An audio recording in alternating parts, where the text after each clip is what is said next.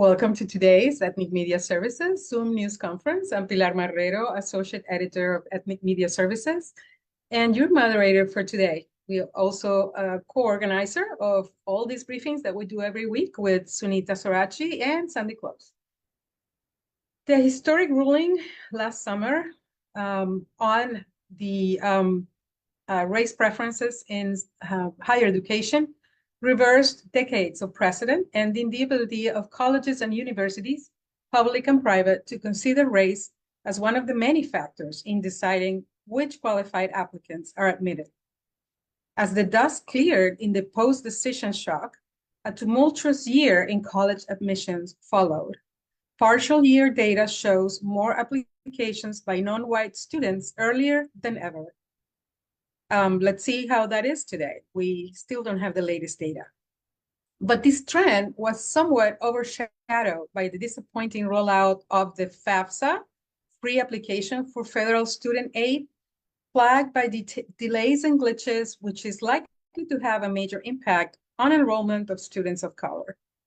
The new reality is yet to emerge clearly, but experts and advocates will discuss the trends they are seeing, how higher education institutions are adapting, and what the future holds at a moment in American history where confidence in higher education hits a historic low. Our speakers today are John Z. Yan, President and Executive Director of Asian Americans Advancing Justice, AAJC. Thomas A. Sands, President and General Counsel of the Mexican American Legal Defense and Educational Fund, MALDEF. Jean Hee Lee, Director for Strategic Initiatives at the NAACP Legal Defense Fund, and Vikash Reddy, Dr. Vikash Reddy, Vice President of Research, the Campaign for College Opportunity. We ask speakers to speak slowly for our interpreters in Spanish, Mandarin, and Korean, and we ask reporters to enter questions in the chat. We will send the video of today's briefing and expanded bios with contact information for each speaker to all participants later today. We begin with Dr. Reddy, who will provide his overall analysis of the current situation with admissions over the last year. Welcome so much. Thanks so much. Thank you, Pilar. Let me add my birthday wishes. Happy birthday. My name is Vikash Reddy. I'm the Vice President of Research at the Campaign for College Opportunity. Good morning, everybody. Good afternoon to those on our East Coast or not in LA, I should say. The Campaign for College Opportunity is a nonprofit organization based in California that has championed access and success in higher education for Black, Latinx, underrepresented Asian American, Native Hawaiian, and Pacific Islander, and American Indian Alaska Native students. This includes advocating for racial equity in a state policy and legal climate of Proposition 209, passed by California voters over 25 years ago, which prohibited state agencies and institutions from considering race or ethnicity in decisions related to public employment, public contracting, or public education. As such, we have taken a special interest in the Students for Fair Admissions cases and their consequences. One challenge that we have is we're here a year later, a year after the decision, and Pilar's already mentioned this, is the FAFSA decision has really impacted our ability to see what's happening with college enrollment for the coming year. And this is for a couple of reasons. So number one, a lot of colleges and universities, because of the delays in the FAFSA information and the FAFSA rollout and the processing, had to delay their deadlines for students to submit their intent to commit or their enrollment decisions.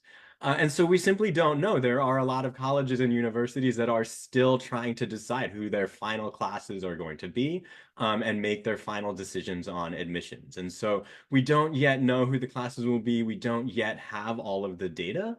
I think the other thing that we know is that the FAFSA rollout and the implications of that are going to be more severe for students from minoritized backgrounds. And so the FAFSA rollout and the issues associated with it may well have as much of and potentially even more of an impact on admissions to elite institution or enrollment to elite institutions than Students for Fair Admissions. I will say one thing that the FAFSA rollout has highlighted is an impact of SFFA. is that the collection of race ethnicity data has been impacted, right? There are a lot of colleges right now that cannot even tell us exactly how the FAFSA issues have impacted their admissions and enrollment cycle because they have separated their race ethnicity data from the admissions data. And so they can't provide that analysis yet. And so, that is something that as we get admissions data, we're going to have to follow up on and ensure we can find. Now, we have seen impacts of the decision beyond college admissions, and I think there are things that are happening that a lot of us have warned for a while. We need to try to forestall things around what we've called the chilling effect. One of these is around programs related to diversity, equity, and inclusion. According to the Education Trust, in 2023 alone, 45 bills were introduced into state legislatures across the nation that targeted diversity, equity, and inclusion programs. These include, in particular, Texas and Florida, that have passed large statewide programs that have eliminated funding for DEI programs, eliminated funding for positions that are related to diversity, equity, and inclusion, and that have created a lot of legal impediments to programs and to colleges and universities that want to deploy these resources. We've also seen impacts on financial aid with officials in Missouri, Kentucky, and Wisconsin, in particular, very quickly interpreting the ruling to mean that race-conscious scholarships should be discontinued. And with the University of Missouri recently making headlines for trying to reclassify donor-created scholarships that were intended for minority students. And there are colleges and universities that are going even beyond what their legal landscape requires. I've seen news recently, for example, of the University of Utah that has shuttered centers for Black students, LGBTQ students, and women, despite the new law that was passed in Utah explicitly stating that such centers are permissible. Right. And so we're seeing, like I say, that chilling effect. And beyond higher education, even Blum is suing law firms over their DEI programs. He's even sued Southwest Airlines over a program they've run for 20 years in partnership with the Hispanic Association of Colleges and Universities that helps ensure students who live more than 200 miles from where they go to school can go home and see their families 4 times over their college careers. So that's some of the bad news. I think, look, there are places, there are states, there are institutions that are doing their best to find equitable ways forward for higher education and for admissions in particular. I would note that holistic review of admissions, which is practiced by many, if not most, of the most selective institutions in the country, if it is well developed, will mitigate many of the impacts that we see around the use of race in the way that the Supreme Court has talked about it. And I would point to UC Berkeley and the University of California at Los Angeles as examples of this. I mentioned that California outlawed or prohibited the consideration of race or ethnicity in public education 25 years ago.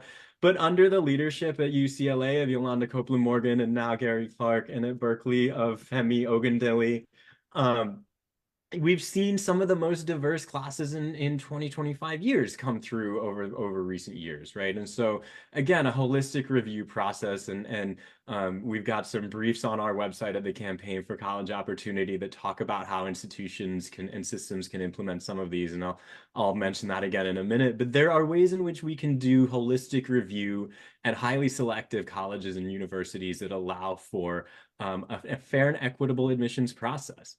We've also seen movements to eliminate legacy considerations or preferences for children of alumni in the admissions process. Colorado in 2021 passed a law outlawing a legacy consideration. More recently, Virginia and Maryland have passed legislation.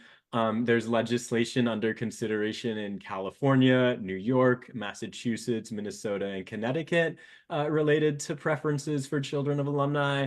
And individual colleges have done this as well. Carleton College, LMU in LA, and Occidental, the University of Minnesota, Twin Cities, the University of Pittsburgh, Virginia Tech, and Wesleyan are the list that I've gotten after a quick search of again, institutions that have said, look, this is an inequitable practice and we're going to stop it.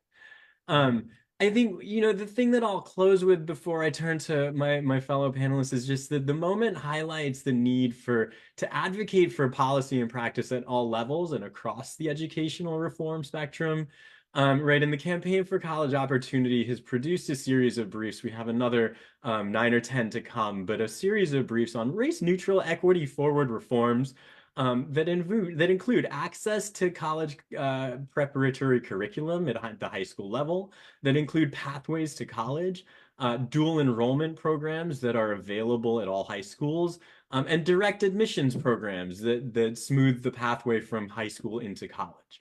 We've got briefs related to equitable admissions practices. So thinking about, I mentioned holistic review and legacy admissions, but targeting outreach to areas that have a high potential for giving us great college students who may not have known that they were college material before. We've got briefs related to also financial aid and welcoming campuses. It's not equitable if you admit a student to a campus they can't afford or one where they don't feel welcome. Right, and so it is up to us to ensure that we have inclusive campuses that affirm students' sense of belonging, that have diverse faculty, that have mentors for students who reflect their own lived experiences, and leaders both in their college level and system level that look like the students and the states that they serve. And finally, a proper use of disaggregated data and a budget and planning process that supports the values that we espouse. So I'll stop there. I'll turn it over to my colleagues, but I look forward to taking questions as the hour progresses. Thank you. Thank you so much. That was a great presentation, very clear. We have a couple of questions in the chat that you may want to address now. Henrietta Burrows, you want to ask your questions? Oh, your question?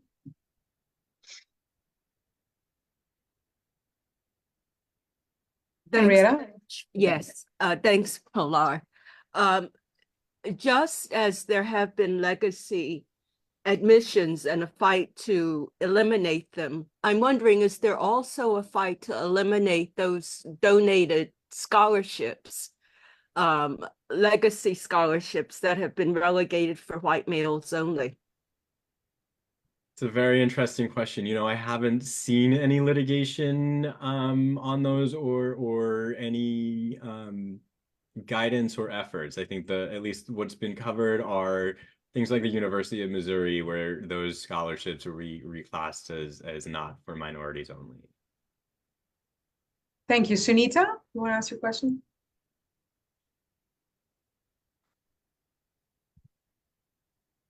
Sunita.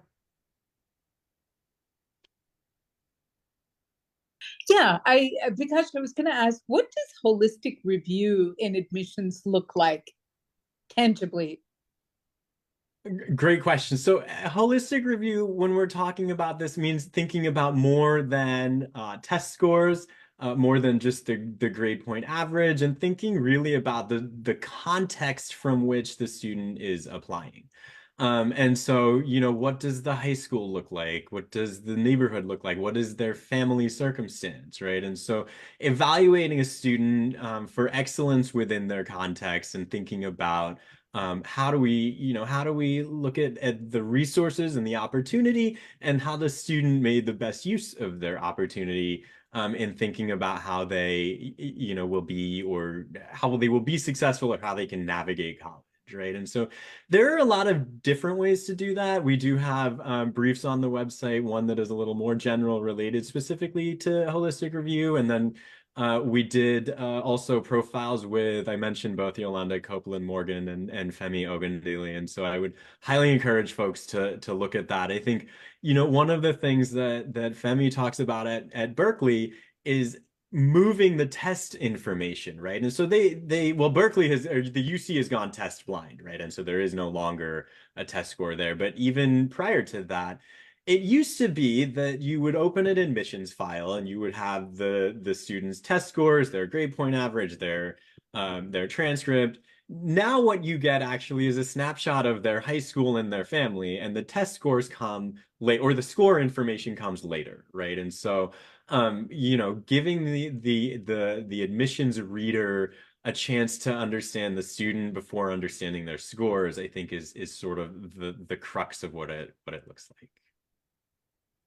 Okay, thank you so much. Let's move on. And if you see a question that you can answer in the chat, that would be great. And let's welcome John C. Yang, President Executive Director of Asian Americans Advancing Justice, for his remarks. Welcome. Great, thank you, Pilar, and again, happy birthday to you. It's always been wonderful working with you. My name is John Yang. I am the President and Executive Director of Asian Americans Advancing Justice, AAJC, based in Washington, D.C.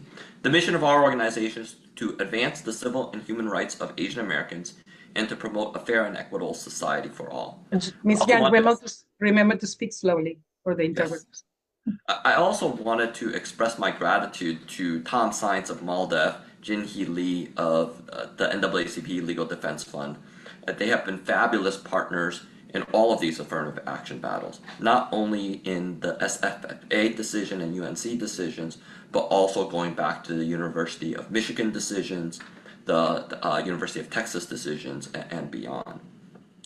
I also want to take a moment to reflect on the Supreme Court and the decisions that it has been that has been taking the United States backwards.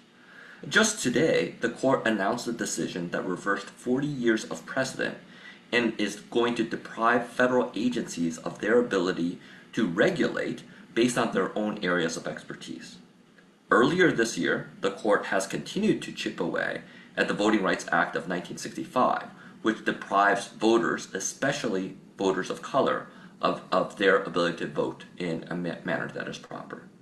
As we all know, 2 years ago, the court overturned over 50 years of precedent in Roe versus Wade and its progeny. And as for the conversation that we have today, just last year, the Supreme Court effectively overturned over 45 years of precedent with respect to affirmative action.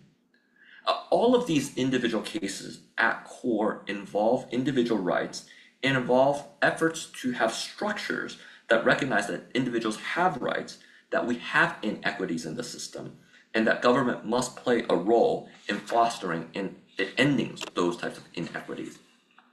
Now, when it comes to affirmative action, it's hard to believe that almost a year has passed since the SFFA UNC decisions. We knew even at the time that the decision would have reverberating effects, and it is clear now that the impact has been seismic. It was clear from the beginning that the decision was a clear attack on all communities of color. It cannot be seen, and I want to emphasize, it should not be seen as an effort to somehow help Asian Americans. Rather, even for Asian Americans, it was an attack on our identities. By using terms such as zero sum, the intent was to divide all of us, to divide the Asian American community from other communities of color. But let's be clear, equal access to opportunity is not and has never been zero sum. Equal access to opportunity is not capped. So it's important to understand what some of the structural impacts have been, but then also some of the indirect impacts. So structurally, colleges and universities, as Vikesh has talked about, have been struggling to develop admissions processes that are responsive. LDF, MALDEF, and AAJC have worked with colleges and universities to try to give them some guidance to flesh out what Chief Justice Roberts talked about in his one paragraph, saying that it is still appropriate to talk about race in individual essays and the barriers that people face. Students also have been struggling to determine what they can and should say in their application, or whether they should even apply at all. We have heard many stories from students, including Asian American students, that have talked about deciding that they don't want to apply to a particular college because they're not sure whether that college values diversity, because they're not sure whether and how their application will be treated. So these are some of the effects that we are seeing that are reverberating throughout the system because of these decisions. But let's also be clear, the decision has also been used by conservatives to attack diversity more generally in government and private settings. Now, such attacks are both beyond the scope of these decisions, the SFFA and UNC decisions, and they are very dangerous. In these cases, we see effects for the Asian American community. Now, one thing that we should be clear is that the Asian American community suffers from what we call a model minority myth. This myth suggests that we are somehow doing better than society as a whole, that we are achieving success beyond the norm, if you will. And so that somehow the efforts such as affirmative action, DEI initiatives do not benefit Asian Americans. That belies current demographics. A Boston Consulting Group study shows that Asian Americans represent only 3% of executives in corporate America, even though Asian Americans represent about 7% of the total population. A study by McKinsey shows that there is an 80% drop-off for Asian American females when going from the entry-level ranks to the C-suite or board levels of corporations. An analysis of EEOC workforce data shows that white individuals have 2 times the likelihood of being promoted as an Asian American employee. So the point is this: Asian Americans do benefit and need these types of diversity initiatives, and that decisions such as the Harvard and UNC decisions will harm Asian Americans as it harms all communities of color. Thus, as we reflect on the decision, we also must look forward. To preserve our multiracial democracy, we must focus our attention on marginalized, underrepresented, and vulnerable communities. There are often communities of color, and those communities do include the Asian American, Native Hawaiian, and Pacific Islander community. We must identify innovative and creative efforts to combat discrimination in education, to combat discrimination in business, and in all manners of society. And we must continue to collaborate with partners, with allies, to develop the types of programs, to develop the types of systems to address these harms that we have seen by these Supreme Court cases. Look, one final message I want to make clear. We are not divided, and we will not be divided by others in trying to achieve this type of equity in the United States. Our democracy demands that we do no less. Thank you. Thank you very much for that.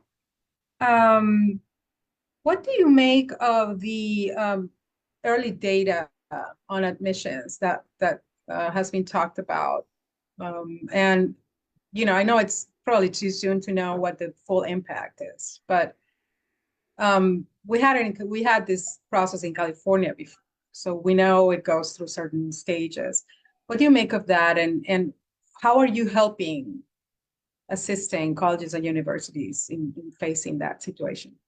Right. So first, the early data, we do not have a full picture yet, so it's hard to draw any specific conclusions.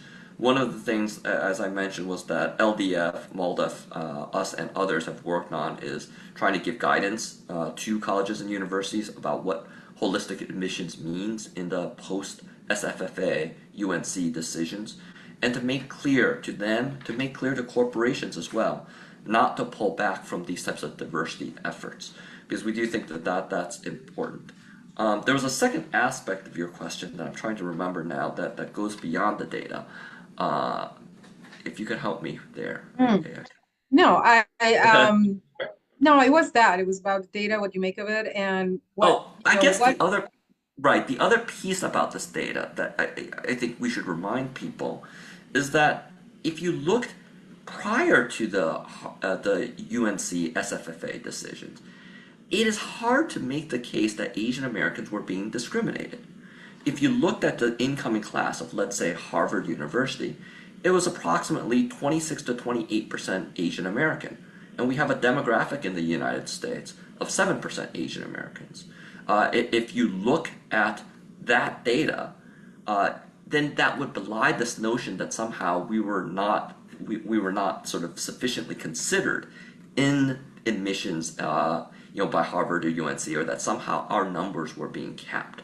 So I think it's important to recognize this data because, again, when others try to say that Asian Americans are being discriminated against, we need to look at that. And it's also important to recognize that in the trial itself, the district court judge found, after extensive evidence was presented, there was no data to support this notion that Asian Americans were being discriminated against. So I think that piece of the data is very clear to us. What is happening now after the decisions remains to be seen. Thank you so much. Let's move on to our third speaker. One second. And we welcome Jean-Hee Lee, Director for Strategic Initiatives at the NAACP Legal Defense Fund. Thank you so much for having me. My name is Jean-Hee Lee. I am the Director of Strategic Initiatives at the NAACP Legal Defense Fund, and I am quite honored to be on this very esteemed panel. Thank you for having me. This is obviously a difficult time, 1 year after the affirmative action decision.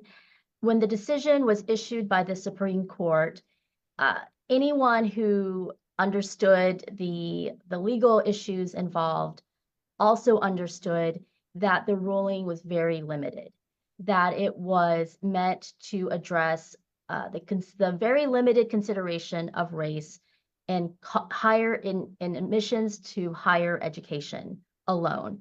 It did not have, and nothing about the decision was meant to have an impact outside of that circumstance.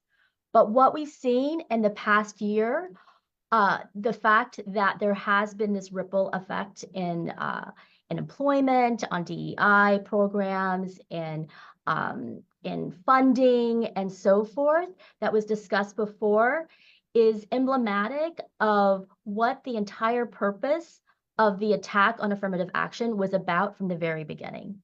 It was never just about having individual students, what student has access to elite universities like Harvard or the University of North Carolina.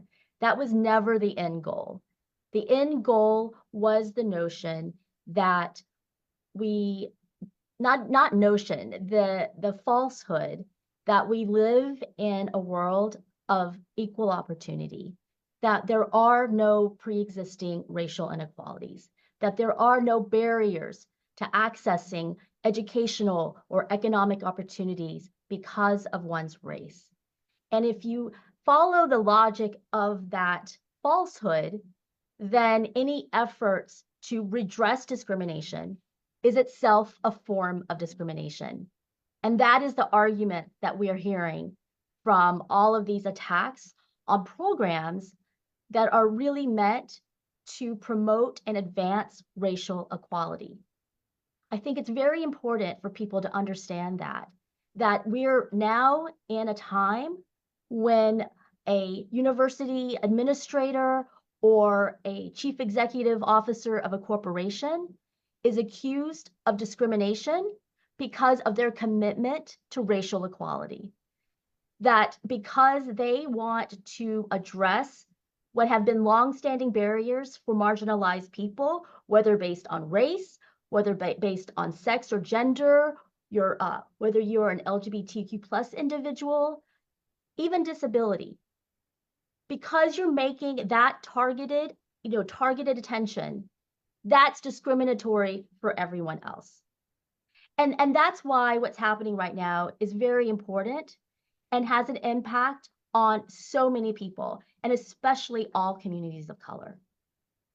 And one of the tactics that we saw, SFFA and other opponents to affirmative action use is building wedges between communities of color, as if this was only an issue of college admissions and that some communities of color were benefiting and some communities of color were not. And unfortunately, we also saw that in the Supreme Court decision in this notion that college admissions is a zero-sum game. When in fact, the larger issue is that we continue to have racial inequalities. That is the problem. College admissions, education, employment should never be a zero-sum game. Everyone, regardless of their race, is entitled to have equal opportunity. And if they do not have equal opportunity, it's incumbent upon all of us to do something about that. And that's what's at stake here. And the other thing that is at stake is this persistent and really egregious stereotype that if you do not win in this zero-sum game, with the false assumption that all things are equal, that if you don't win, that means that you are not qualified, or that you are not smart enough, or talented enough, or hardworking enough. And I want everyone to take a step back and think about that. You can look at just college admissions.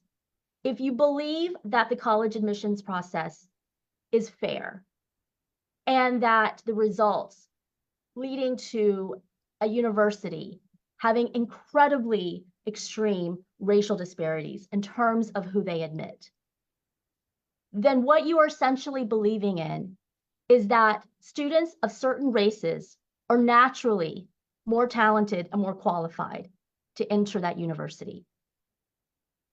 And just even saying those words aloud really shows the underlying racism associated with that. And let's just also think about how it just so happens by coincidence that the people, the students, who are less likely to enter these universities, the ones that are suffering from these racial disparities, also just happen to be from communities that have experienced the most racism in our country. Now, this has implications beyond just college admissions, and we're seeing that happening again in our employment and just all of these attacks against employment programs, scholarship programs, everything that was discussed before. And this has tremendous ramifications for anyone who's committed to actually having a world that is more racially equal. And it's also important to note that this is not a new thing. This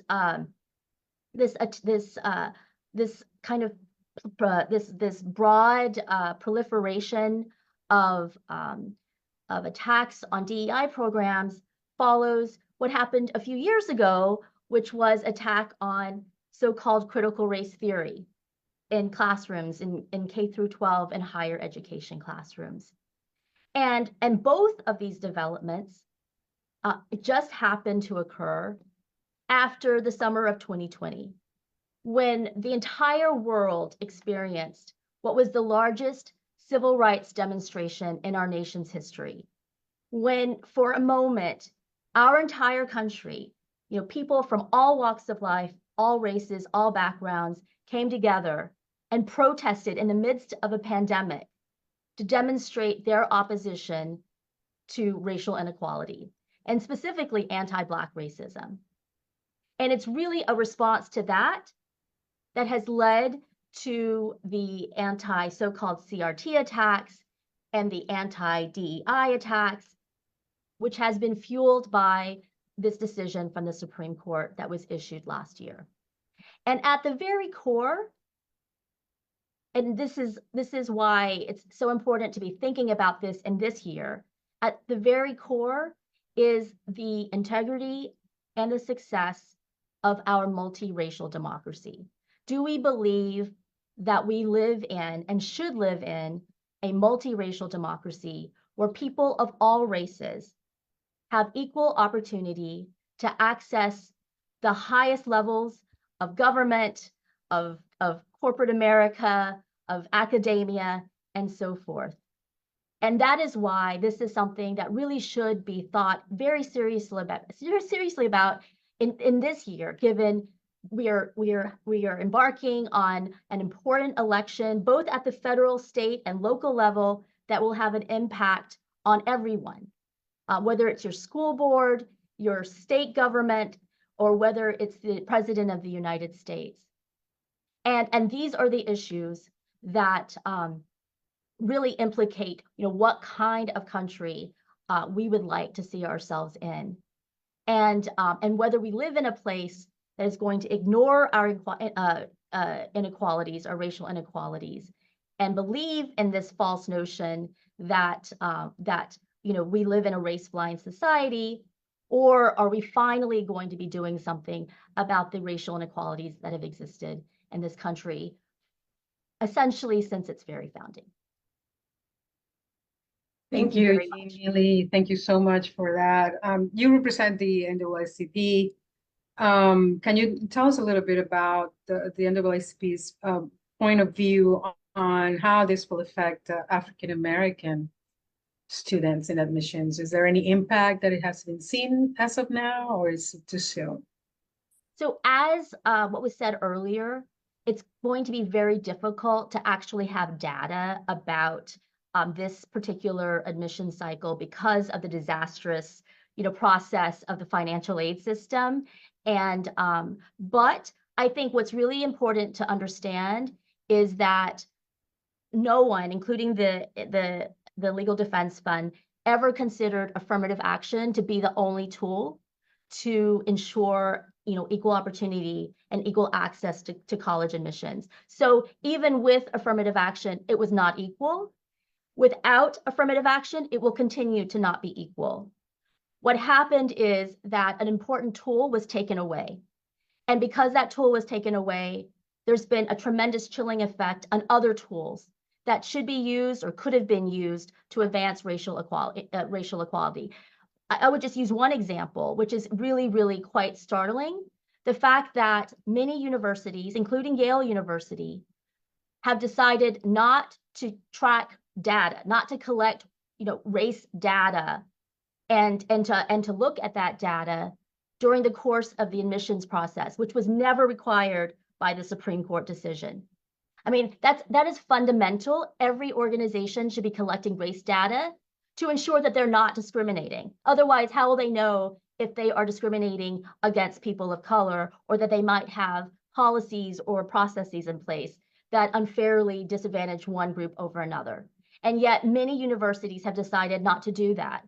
And that's just one example of the additional disadvantages that have happened. So I think there's no doubt that Black students in the United States will continue to suffer extreme disadvantages in accessing selective higher education. But I do want to be very, very clear that does not relieve us of our responsibility to continue to try to ensure more equality, regardless of whether we have affirmative action or not. Okay, thank you so much. And I hope that we will discuss a little bit more about how the whole FAFSA, the forms and for federal student aid have complicated things. But I want to bring in Thomas Saenz from MALDEF first, and then we'll have a discussion and pretty much go to the end. Thank you, Pilar. And I join in wishing you a happy birthday, but I add to that my strong hope is that after this presentation is over, you'll be taking off the rest of the day to celebrate your birthday in a more appropriate manner. You bet. I want to thank all of the panelists who have given us a very strong sense of where the situation is today. But I go back to what you said at the beginning, Pilar, which is we don't know yet where the new reality will end up. I have to begin by recognizing that part of the reason that this issue has not developed as much as it otherwise might in an entire year is because we have been diverted by what others have mentioned, which is a campaign by the proponents of the Harvard and UNC decision to have it applied more broadly than it actually applies. There are efforts to extend this ruling beyond the higher admissions context to challenge diversity, equity, and inclusion initiatives across the board has diverted us from what would have been a more concentrated effort to ensure that the elimination of the systemic consideration of race in admissions processes would still ensure equal educational opportunity for applicants of color. So we have been diverted intentionally by that effort to expand this decision well beyond what the justices actually decided. So I want to focus on what the law is with respect to some of what we see developing in the area of higher education, putting aside the attacks on DEI in other contexts, which is appropriately the subject of a much longer other briefing, and focus on higher education. I want to start where others have already touched, which is on the issue of data. First, it's important to recognize that when the data emerges, it may not be an accurate reflection of the full impact of the decision.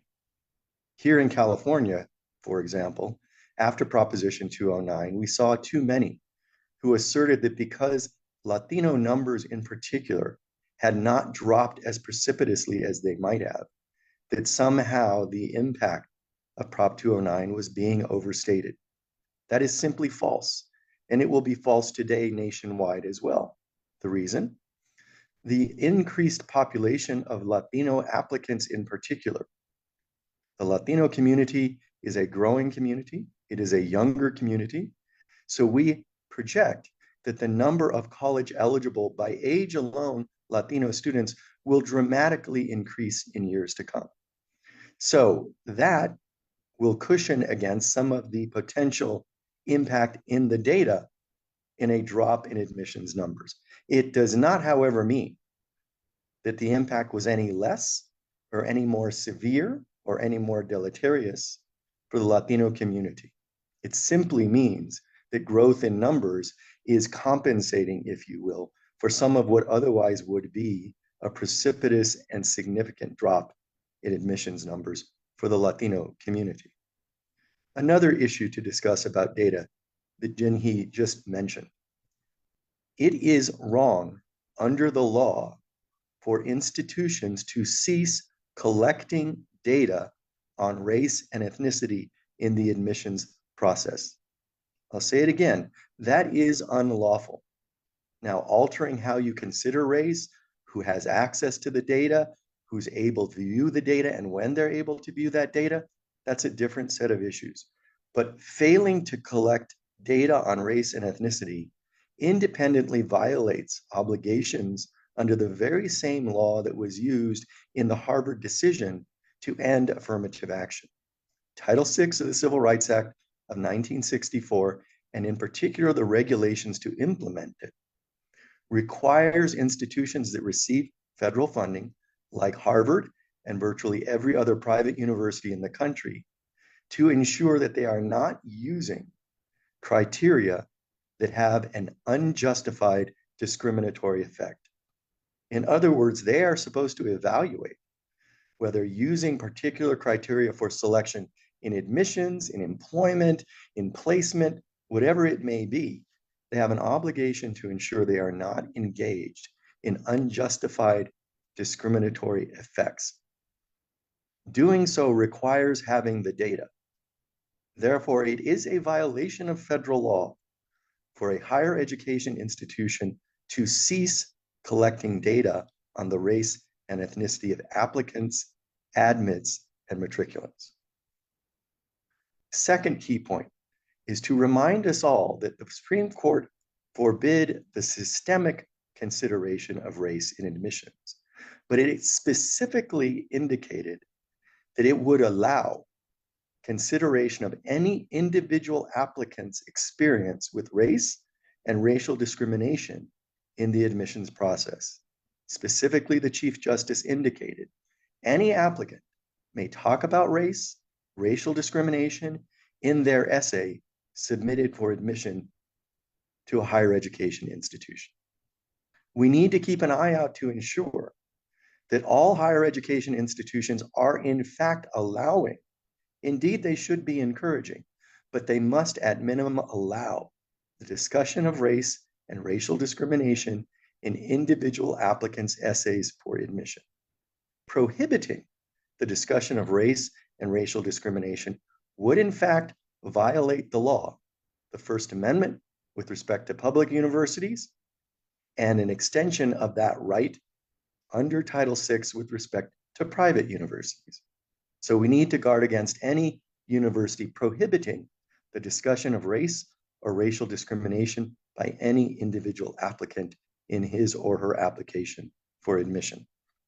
Third, you heard Vikash talk about the steps unfortunately taken by some institutions to eliminate support centers, ethnic studies centers, and other sorts of curricular supports targeted at students of color.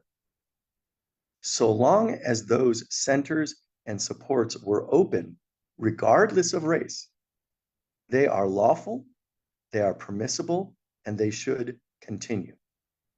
The only thing that the Supreme Court's decision would suggest is that these centers, these supports cannot be limited to folks of only one race.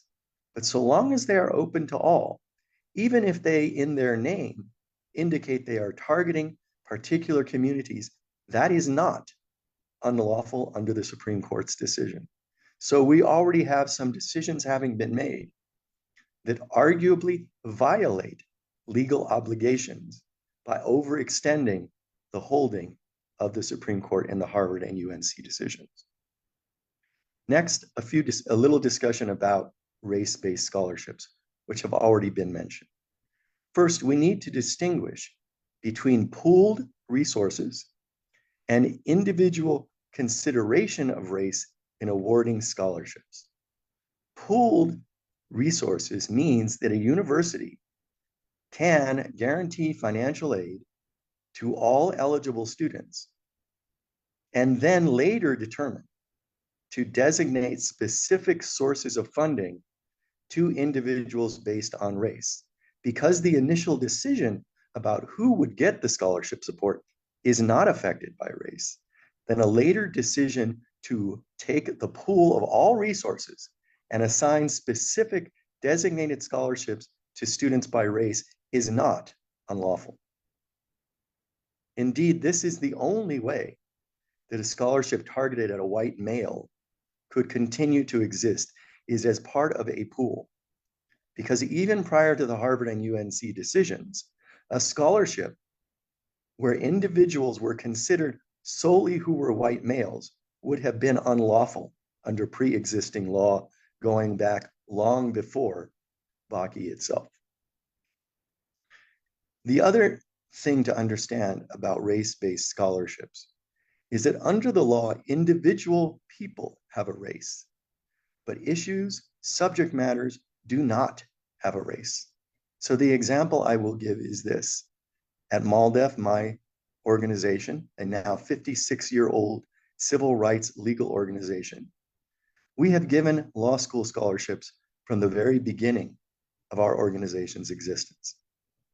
It was based on money given to us by a foundation specifically targeted at increasing the number of Latino and Latina law school graduates. However, for more than 30 years, we have not limited our scholarships on the basis of race. That is to say, individuals of any race are eligible to receive a MALDEF scholarship. However, the main criterion for awarding a scholarship in the MALDEF scholarship program is a demonstrated commitment to serving the Latino community when you graduate law school. But I hasten to add, that is not a race-based criterion, because people of any race can show a demonstrated commitment to serving the Latino community when they graduate law school. Indeed, we have awarded a small handful of scholarships to non-Latinos under our scholarship program. And that is because that criterion is not race-based, the scholarship is not race-based, and is permissible even though that criterion does mean that the vast majority of recipients have been Latino or Latina students. I want to end, Pilar, by going back to Title VI of the Civil Rights Act of 1964. It is the basis on which the court held that Harvard must end its affirmative action program. Title VI is also a prohibition on race discrimination for any and all recipients of federal funding in this country. That includes virtually every university, public or private, in the United States. But as I mentioned previously, regulations implementing Title VI require also that federal funding recipients eliminate any and all policies that have a significant discriminatory effect, the effect of excluding Black, brown, or other students, must eliminate any practice or policy with a demonstrated significant discriminatory effect unless it can be justified as a matter of educational necessity. I emphasize this because this is where we go next. Vikash mentioned the campaign's many papers about what can be done in response to the Supreme Court decision to facilitate equal opportunity in higher education. Among those papers are important explorations of alternative criteria for admissions that would eliminate or minimize the discriminatory effects, significant discriminatory effects of many current admissions criteria on Black and Latino students. This is not only standardized tests, which have long had such a demonstrated discriminatory effect, but also things like counselor recommendations, teacher recommendations, and even who gets assigned to high-level advanced placement and international baccalaureate courses. We must look to our universities to restore additional equal educational opportunity by fulfilling their legal obligation under Title VI regulations to abandon admissions practices and criteria with a demonstrable, significant discriminatory effect that cannot be justified by educational necessity. I end by saying we are still, barring some development in November, we are still a nation that is governed by the rule of law. And the rule of law has much to say about universities' obligations to keep certain practices, the collection of data in effect, and to abandon other practices, even though long-standing, with a demonstrable discriminatory effect. Thanks, Pilar. Thank you. Thank you so much for that incredible summary. We have about 8 minutes left. I know some of you have a hard stop. I wanted to bring back, because I mentioned it at the beginning, the problems that we have had with the FAFSA, the federal student aid applications, which complicate things for students of color, as particularly low income, who need, well, most everyone needs nowadays student aid, because it delays whether or not they know if they have a student aid. So how has that affected students, low-income students and minority students? Anyone? Thomas? I think the effect has been extreme. And I think we have to look to the federal government to compensate those students, low income, and as you know, Pilar, in many cases, mixed status families that have faced barriers from this reform that was designed to make the process easier, but has in fact made it impossible for too many students. It will have an impact on who enrolls and where they enroll in the fall, no question. We must look to the federal government to immediately take steps to compensate for those effects by fostering the re-entry of any and all students who may have been deterred or deferred their plans as a result of the FAFSA snafu.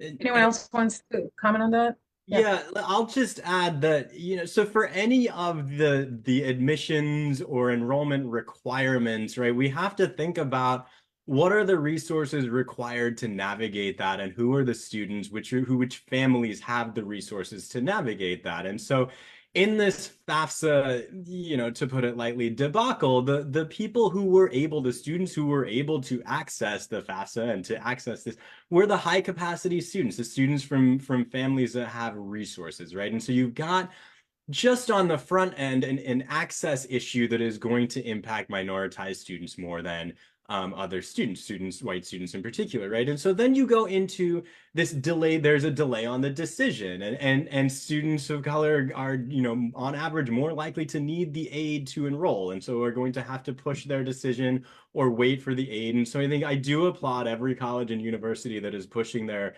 enrollment commitment decisions to try to, allow students the latitude, but that's tough too for institutions, and so I have sympathy for them. I think the other thing that I really want to add is that just from what I understand, this is going to be an issue in the upcoming cycle as well.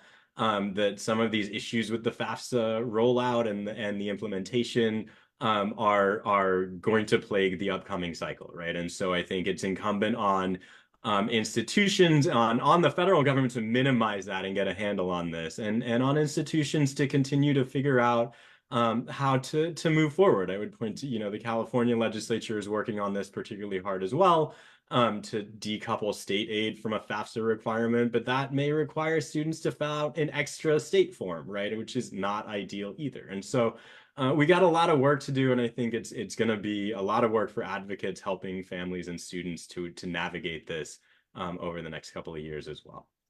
Thank you. And before we run out of time, Jean Healy, would you like to comment on this? Or, one point that I made before, so many polls, disappointing polls that show confidence in higher education by Americans is dipping considerably. And John, either of you, both of you. You mean about the FAFSA debacle? Well, that's one thing. And the other thing is there is a data point out there saying that Americans have lost confidence in higher education. Like it's just the value of it. It's not as high as it used to be. Well, I think that there's also data that shows that access to higher education is an important opportunity, especially for families in lower income socioeconomic status, to be able to kind of to move up in terms of their ability to have higher incomes and greater wealth that they can share to their children.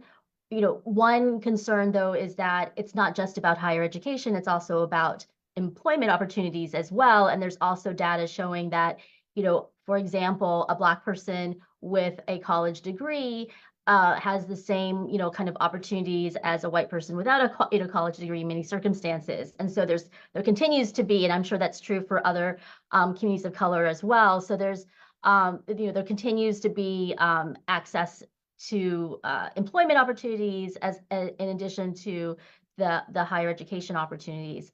But I think one of the things that is often kind of distorted when we talk about affirmative action, because when we talk about affirmative action, we are oftentimes talking about, a few select universities. I think the access to higher education overall and the affordability of higher education and so forth is, again, another larger issue that should be discussed, because, it's not just about affirmative action. It's not just about access to a few colleges, universities. It's about having an overall, equitable system, both in K through 12 and higher education, because obviously K through 12 affects people's opportunities to higher education as well. So you can't just talk about, these kinds of admissions policies for a particular college and university without talking about the overall inequalities throughout our entire educational system that has tremendous and cumulative effects on many students of color from marginalized backgrounds.